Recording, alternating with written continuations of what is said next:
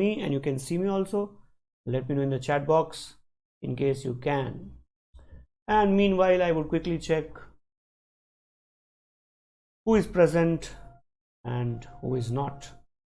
All right, so as you keep on joining, say a quick hi in the chat box. All right, everybody. So in case you have come here for the first time, let me quickly explain what we do in these sessions. In this particular session, where we read articles, parts of books, editorials, or articles from magazines, etc., we do this so that we get ready for the English section of CLAT and other such exam.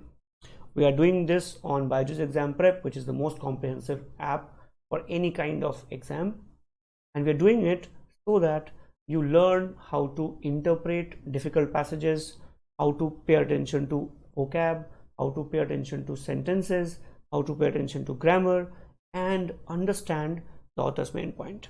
That's exactly what we're going to do in the next couple of minutes. I have bought a very interesting article. It would challenge your reading practices, reading habits, and of course there would be questions after that to solve. In case you're watching me after the session is over, no problem, you can watch me at a higher speed, but make sure whenever questions come, you slow down and you solve it. Okay, before I move on, let me quickly tell you that we are expecting big from you. We want you guys to be here next year when we take our sessions. We want your names to be here, so make sure you get a good photograph clicked and get ready to become famous. All right, let me see who is present by now. So let me see. Malia is there, Nancy, Sanjana, Aditi, Ayush, Alifia, Tusha, Vicky, Tuti, Anisha, Aditi, Iram, Avi. If I miss your name, please remember I'm not ignoring. It's just that sometimes I skip names. Too many names. Yashashvi. Good afternoon, guys. Good to see you here. And if you're watching me on the app, you can say hi there also. Okay, I'll look at the chat there as well. Don't worry. So before I move on, let me quickly ask: are you guys ready for getting yourself photograph clicked and getting yourself up here next year after CLAT exam? I'm pretty sure you have that jazba in you, correct? All right. Ayush, 5:30 we have a session, we have a class on the app. Okay, Prashant, good afternoon. Preeti Kashyap, good afternoon. Should we start? Yes. So what do we do in these sessions? You know that already. You have done the previous sessions. In case you have not done the previous sessions, please go and watch the previous sessions also. Okay, so let's begin. Alifia is mighty happy. So let's read the paragraph. As you know, I am not underlining anything. I am going to use the highlighter so that you know what I'm reading, but you also know what I am focusing on, what I'm not, and so on and so forth. Okay. All right. Iram says we'll try our best. Iram 10C. Okay. Let's begin. We especially revere means to worship, respect too much. We especially revere the genius of Shakespeare in the English speaking world, but I would like to focus on the genius of another writer, a Spanish one. The writer is from Spain, Miguel de Cervantes, who shaped our world as well, and did so in ways that may not be apparent even to those aware of his enormous literary influence. Even those who know that Miguel de Cervantes had an enormous literary influence, even they may not be aware how he shaped our world as Shakespeare probably did. Correct? Even those who know that this guy had an enormous literary influence, even they do not know that this person shaped our world. You get the author's idea? With the two parts of dawn ki hote. Okay, now this one is, I think, mispronounced badly. People tend to typically say Don Quixote, right, or things like that. Let me know in the chat box how you pronounce it. If you're watching me after the session is over, please do type how did you pronounce it, or did you know how to pronounce it correctly. Obviously it's a Spanish name, it has its own pronunciation and spelling, so probably just like any other average person, you might be pronouncing it wrong. In fact, even I did not know unless Google Baba told me. Okay. So with two parts of Don Quixote. Now name is very simple, Quixote. Don Quixote, published in 1605 and 1615 respectively. Cervantes created the world's first bestseller, a novel that, in the words of the great critic Harold Bloom, contains within itself all the novels that have followed in its sublime wake. So first let me check the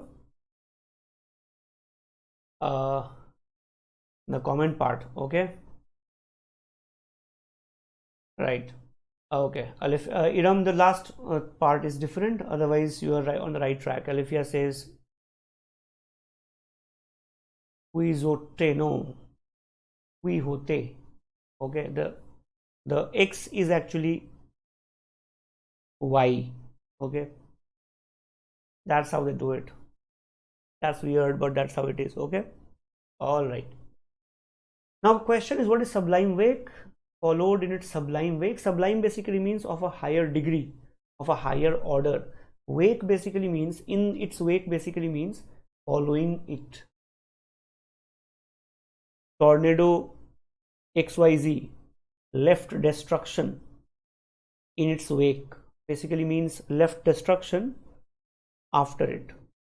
Destruction followed it. Okay. So the author is saying that according to critic Harold Bloom, this novel contains within itself all the novels that have followed in its sublime wake after it. So this novel has impacted all the novels that have come after it. According to the critic, of course. Somebody might disagree. As if that were not enough, in writing those volumes, Cervantes did something even more profound. He crystallized. Crystallize basically means structure, put it in words, make it concrete, make it apparent. He crystallized in prose. Prose, you understand? Prose and poetry. Prose is writing basically. The way this paragraph is written. A confluence. Confluence is when things meet together. He crystallized in prose a confluence of changes in how people in early modern Europe understood themselves and the world around them. So his work was very important. He actually made it more concrete, clearer in writing the meeting of changes, or the coming together of changes in how people in early modern Europe understood themselves. What he passed down to those who would write in his wake then was not merely a new genre. Genre means type, category, but an implicit worldview that would infiltrate every aspect of social life. Fiction. So practically the author is saying that Miguel de Cervantes was so impactful. He shaped the world primarily because he introduced this new type of writing called fiction. What is fiction? And how does reading fiction affect how we experience the world? Now, what can you expect? You can expect the answer after this, right? So before I move on, let me quickly ask, are you able to follow me? Are you able to understand what the author is saying? And do you realize the importance of reading these kind of articles?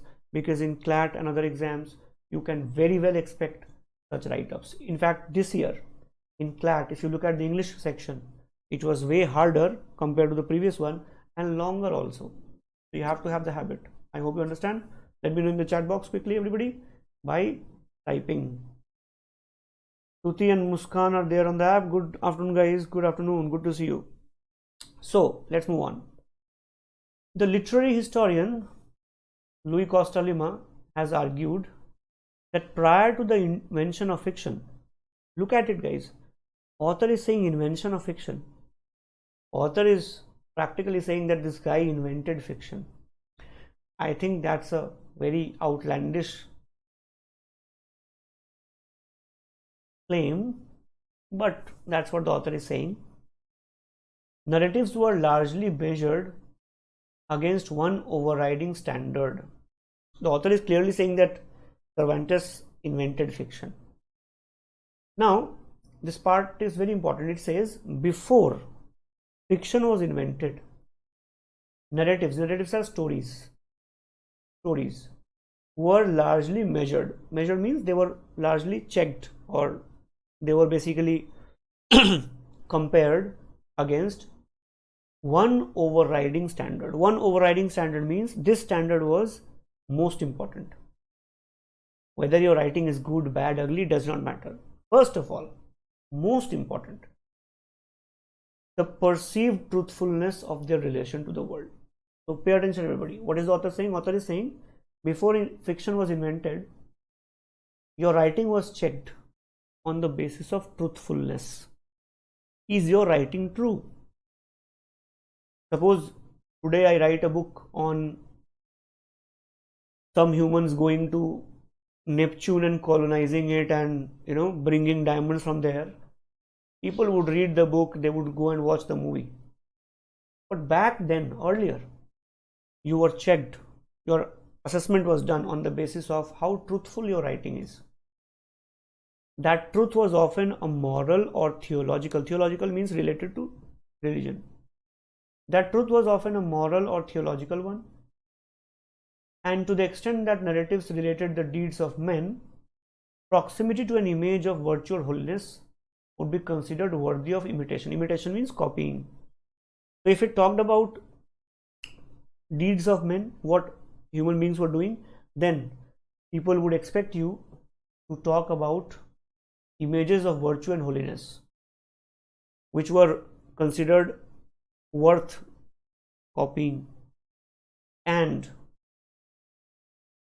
if you did not write about virtue and holiness of deeds of men, then it was considered worthy of criticism. Opprobrium is criticism, heavy criticism, shame.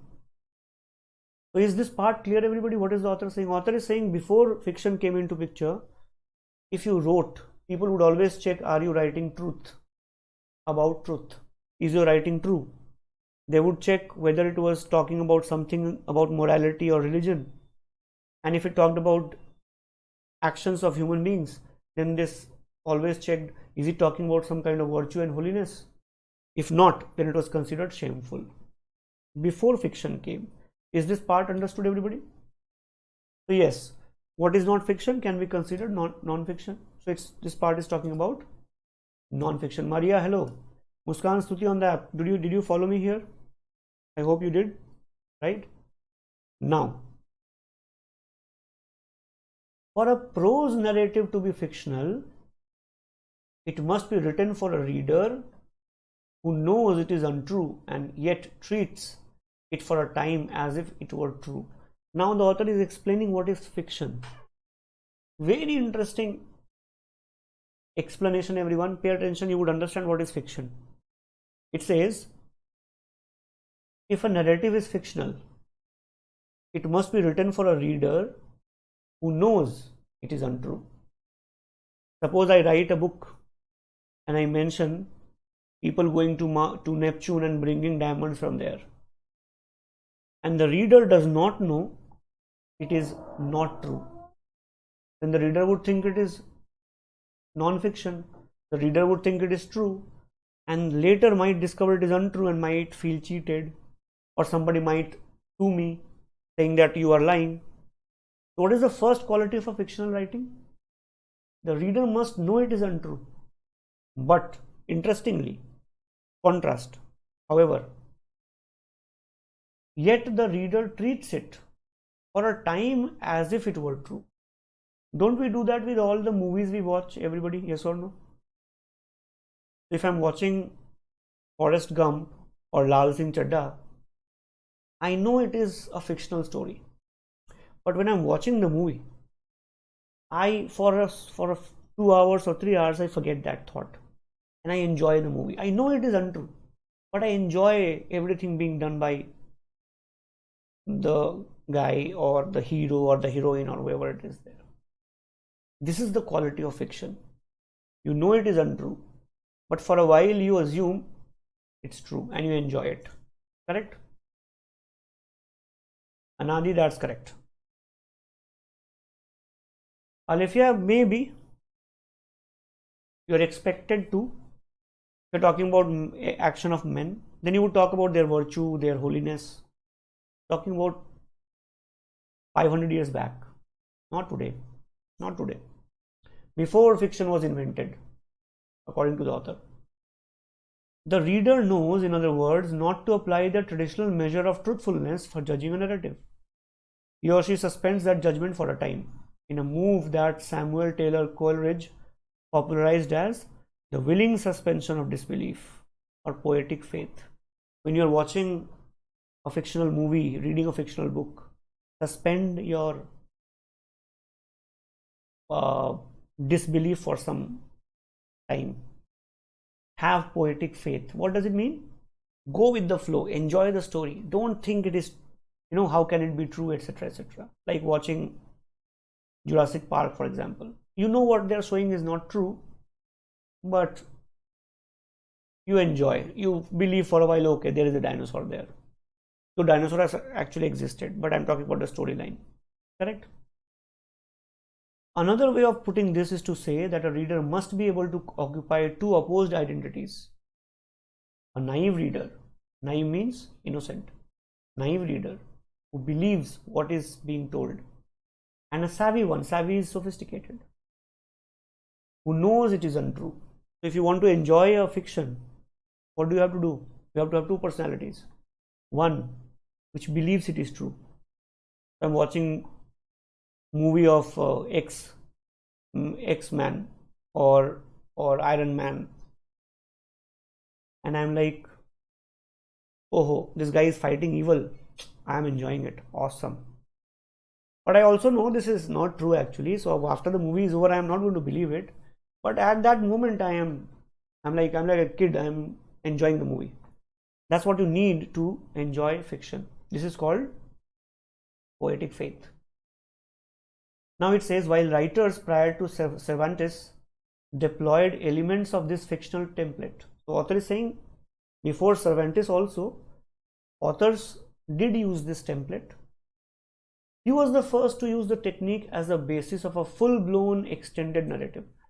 So there were authors who probably wrote small books, small chapters, small stories. This guy actually had a novel around it. So prior to this guy, probably novels were not written, small stories were written, small plays were written maybe. In order to do this, Cervantes imported into the art of prose narration, a ploy he learned from his favorite art form, the one he most desperately wished to excel at, the theatre. So Cervantes took some elements from theatre and added that to his book. Like a playwright, including a play within a play, with characters dividing into actors and audience, Cervantes made his book be about books and turned his characters into readers of and characters in those books. This was the genius of Cervantes. He took some elements from the drama, from play, and he created a book where some characters were characters and some characters were audience also. So there was a story within the story. In 1605, it was a big deal. He was the first person who did that. He created a novel which nobody else was doing at that moment. So fictional writing was done, but not at this scale. So before I move on, let me quickly ask, did you understand the overall idea of the author? The article I have taken, this appeared in New York Times. Okay. William Egginton wrote it, and he is a professor. And this article is like probably about 5,000 words. Okay, we are reading very tiny part of it, about 700 words. But I hope you got the basic idea, correct? Let me know if you understood it. How did you find the language? Did you understand the language or not? This is the level that you can expect in CLAT for sure, correct? All right. Sanjana, that's fine, but I think you have to do more. For example, you have to solve a lot of quiz, a lot of questions. I hope you do that, okay? All right, everyone.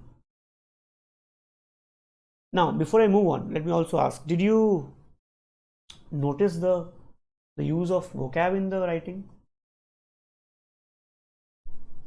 And I hope you understand why I keep on insisting you must do vocab, no matter what, you must do vocab. Because you can get questions on vocab. And secondly, if your vocab is not good, you might not understand a lot of things in the writing. Correct, everyone? Okay. Now, if you have understood it, I think you can try a question. Let me see if you can do that. Here is the first question, everybody. Can you try and answer? It's a very interesting question. I somehow made up. Okay. Just try it, guys. Alifia, I'm sure. Now remember, guys, if you think that you are getting some benefit out of these sessions, because I am working hard to bring different kind of writings so that you are ready for all kind of questions in the actual paper. If you think this is useful, make sure you press the like button. That helps us reach more number of students, and more importantly, that makes us happy also. Okay, Tuti, Prashant, Maria, Muskan, and others on the app, what do you think is the answer? Let me know quickly, everyone. Okay, so do press the like button, everybody. If you're new to the channel, please subscribe.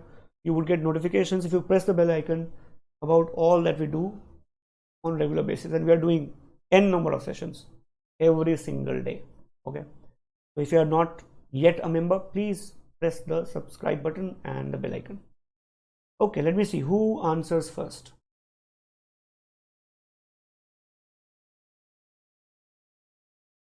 So you have to find an example of the willing suspension of disbelief. If you have understood what I explained, you should be able to answer it very easily. Okay, let's see. Anisha A, Alifia A, Iram A, Avi Tyagi B, Tusha Mishra A. Tusha, I think you have come for the first time, have you? Ayush A. But I will wait because I have to look at all the answers. I'll check the app also.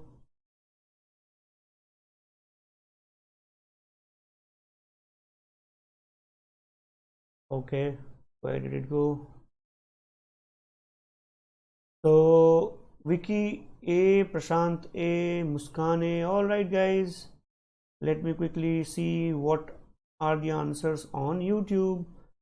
Nancy B, Pandya Anil B, Malia B, Lakshmi. Lakshmi has got a terrific handle name, 20PS2273. Lakshmi says B. All right, Sanjana B. All right, I will tell you the answer, no problem. Now, let me take you to the part first, okay? Another way of putting this is to say that a reader must be able to occupy two opposed identities. A naive reader who believes what is being told, and a sophisticated one who knows it is untrue. So you need two people at the same time. One who believes it is true, though he also knows it is untrue. Correct? Both must be present. So let's start with option D. Popatlal, a reporter who empathizes with the plight of victim after reading an account of genocide. Genocide is mass killing. Even if she knows that the account may be exaggerated. Account may be exaggerated, right? But account is not fictional. So if 5 people have been killed, maybe 10 is reported. So Popatlal is not doing two things. Believes it is to be true for some time, though he knows it is untrue.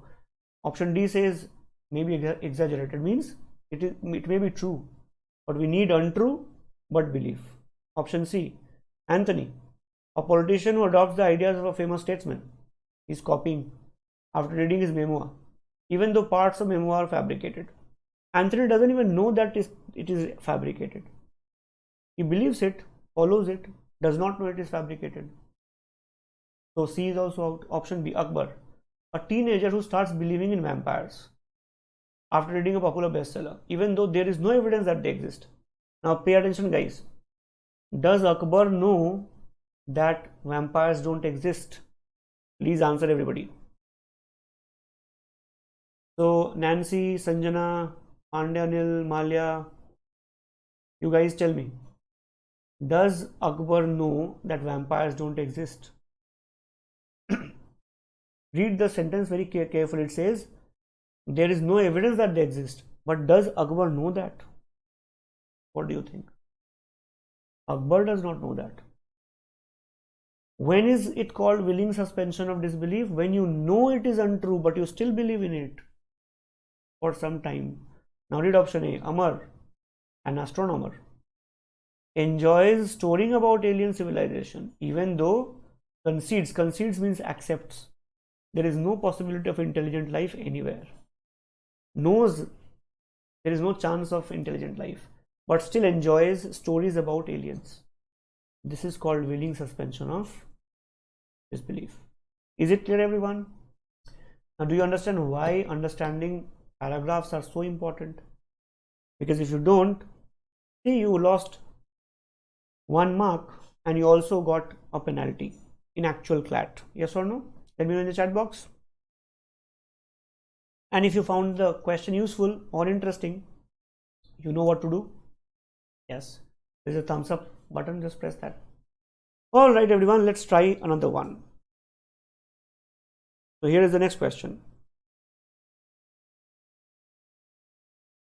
Yes, please. Quickly. So this is from the paragraph where we were talking about how narratives were measured before the invention of fiction. Okay, just read.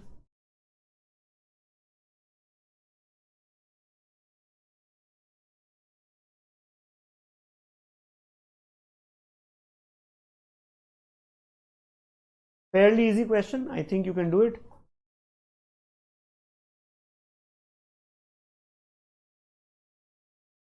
Yes, of course, Alpa. Definitely you can.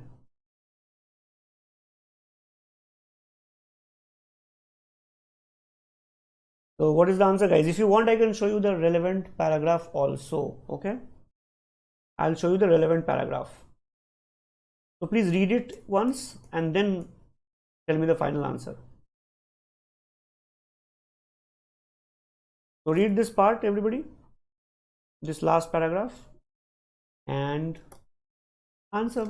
No problem, just read it once. Okay, everybody, though I have started getting answers, but I want you guys to try it.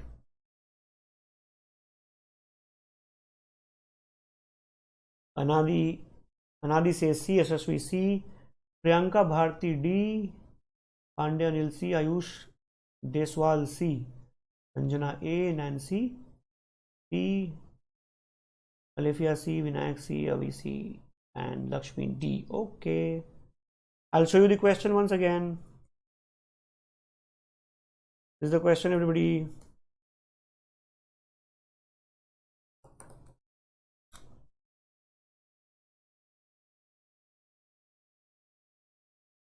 Okay, now let's look at the answer, everybody. If you go to the paragraph, it says the perceived truthfulness of their relation to the world was one way of measuring it. It should have been true. That truth was often a moral or theological one. So the truth that we were talking about here was generally a moral or theological, religious one. And to the extent that narratives related the deeds of men, proximity to an image of virtue or holiness would be considered worthy, and distance from it worthy of opprobrium. So if you did not truthfully talk about the deeds of men, actions of men, where you talked about, you kept closest to the image of virtue and holiness, it was considered good. But if you went away from it, it was considered worthy of criticism, right? And you were supposed to be as true as possible, and those truths were often moral and theological one. Now look at the options we have. First option says a narrative was considered better if it conveyed reality of that time more accurately. A narrative was considered better if it conveyed reality of that time more accurately. Yeah, though it was mostly about morality and religion, but okay, kind of true. B, a narrative was considered better if it upheld religious beliefs of the time. Before I move on, let me quickly ask, did you guys see any information about that? It talked about morality and matters of religion, but upholding religious belief, anybody? Did you see anything like that? If you did, let me know. Now let's look at option C. A narrative was considered less worthy if it depicted behavior that deviated from an image of the ideal man. Absolutely. Last line said that, remember? Last line. The truth was often a moral or theological one, and to the extent that narratives related proximity to an image of virtue and holiness would be considered worthy, and distance from it worthy of criticism. So religious belief the author does not talk about, but author did talk about option C, definitely, right? Okay. Now look at option D. A narrative was considered less worthy if it depicted actions that went against moral or theological truths. You had to be close to actions that were deeds of man. If you're talking about deeds of men, then you should have been talking about the moral and the virtues of, or the ideal men. So first thing we have to keep in mind is, it says all of the following explain how narratives were measured prior to the invention of fiction, except. Before I move on, let me quickly ask, I hope you have not missed the word here, everybody. Just let me know in the chat box before we come to the answer. I hope you have not done that, right? Let me just check. Those of you who are on the app, I hope you have not missed that word.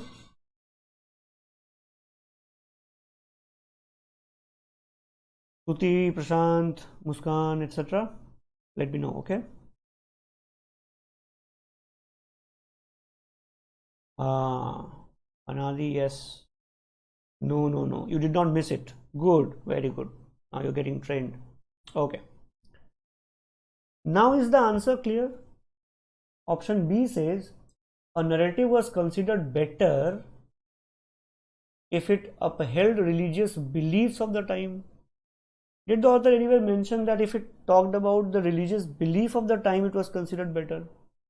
All that the author said, that it was supposed to be truthful, and truths were generally moral or religious in nature. For example, let's say a statement like, there is life after death. But did the author talk about religious beliefs of the time?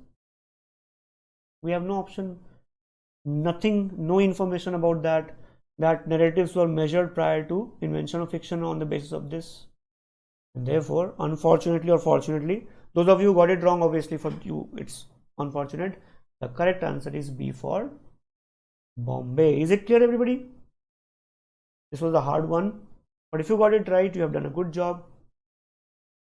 Iram, do not do that. Remember guys, if others are saying C, and if you think the answer is B, and if you have a good logic behind it, stick to it. You're getting into law. Everybody in the courtroom would be against you, right? Mostly. You can't change your answer like that. So those of you on the app, is your answer clear? Right? I hope it is clear. Understood? Okay. Let's try one more.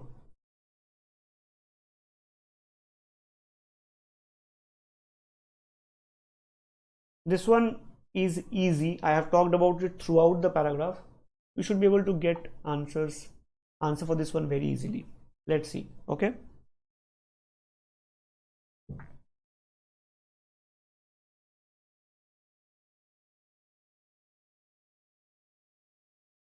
Alifia, I get that. But I hope you have understood the answer, right? Yeah. So in case guys you have not pressed the like button yet, please do that immediately. Okay. That makes me feel very happy. And I reach more number of students through that. Be more useful. Okay. This one is easy. I think so. Let's try. Those of you on the app, do let me know the answer. Muskan says D. Tuti says C. Let's see. I don't know. I'm waiting for the answers on the YouTube chat. Sanjana B, Anisha D, Iram B, Yashaswi B, Anadi D. Okay, Ayush B. Alright, so nobody has marked what? C. C nobody has marked. D, D, D. Okay, Alifia says C now. C. So I actually have all the answers A, B, C, D. You guys have left nothing. Okay. According to the passage, which of the following is not true of Cervantes? Not true. Right? Not true. Let's go backward. Every novel that came after Cervantes, Don Quixote, borrowed something from it. Borrowed something from it. Let's check. The last paragraph says,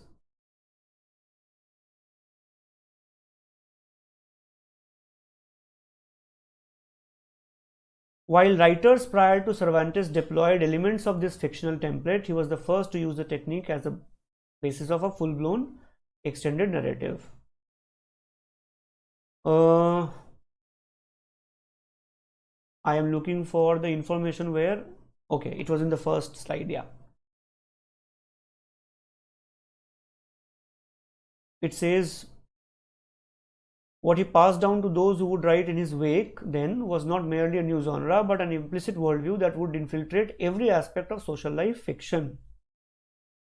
So I'm trying to find out a sentence which says, because some of you have marked your answer as D. No, some of you have marked your answer as A, B, and C. Is the D option correct or not? That every writer after this person wrote borrowed something from this person. Okay, every writer did that. Can we say that, everyone? Let me know in the chat box. Every novel that came after Cervantes, Don Quixote borrowed something from it. Can we say that? Okay. Now let me check C. Cervantes borrowed elements from theatre in his writing. It's openly mentioned in the last paragraph, yes or no? He took from theatre. We have to find not true. Option C is definitely true. Option B. Cervantes may not be appreciated completely even by people who otherwise know of his considerable influence. First paragraph, remember? Even those who know his impact may not know that he shaped the world. Option B is also true. Cervantes' biggest contribution to the world was the introduction of the first full-blown. Definitely true. A, B, and C are true. Then what is the correct answer? D, did we find it anywhere? Every novel that came after Don Quixote borrowed something from it. Therefore, what is the correct answer, guys? The correct answer is D. This is a very good level question. I hope you guys enjoyed the question. You liked the question, and if you got the right answer, you have done a good job. Is it clear, everybody? Vinayak, yes, that's correct. Iram, that's correct. So what is the correct answer? Correct answer is D, because you are supposed to find not true. So, did you find the question interesting? Yes or no? Because when you say yes, that makes me feel awesome, and I work harder for the next session. Of course, we'll meet again next time. on Monday, but there's a question left. Don't go anywhere right now.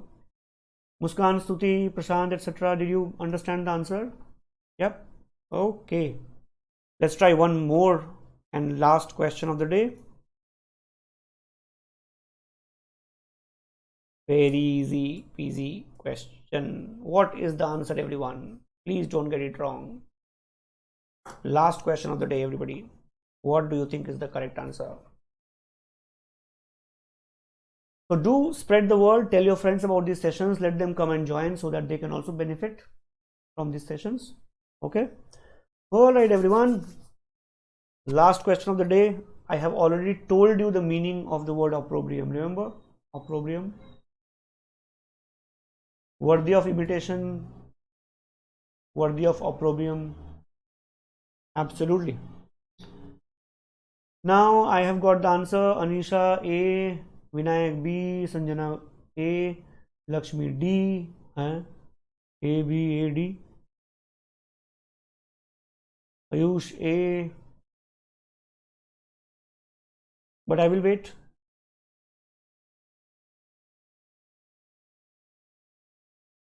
Shruti, thank you.